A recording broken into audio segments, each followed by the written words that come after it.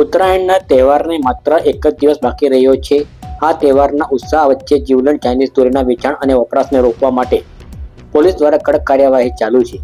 ત્યારે ગરબાડા પોલીસે કાર્યવાહી કરી પ્રતિબંધિત ચાઇનીઝ દોરીના 13 ફિરકા સાથે 4 લોકોને ઝડપી પાડ્યા છે.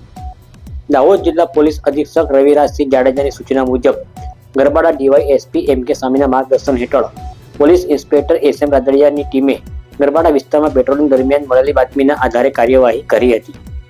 પોલીસે ગરબાડા બજારના અલગ અલગ સ્થળેથી ₹5,000ની કિંમતના પ્રતિબંધિત ચાઇનીઝ દોરીના 13 ફિરકા કબજે કર્યા છે.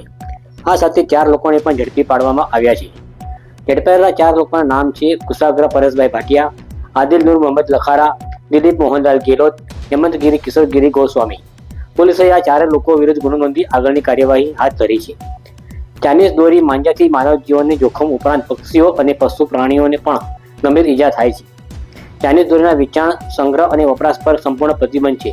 તેથી જનતાને અપીલ છે કે ઉત્તરાયણનો તહેવાર ખુશીથી ઉજવો, પરંતુ સુરક્ષિત રીતે. અને કોઈ વ્યક્તિ પ્રતિબંધિત ચાઇનીઝ દોરી વેચતા કે વપરાશ કરતા જોવા મળે તો તાત્કાલિક પોલીસને જાણ કરો.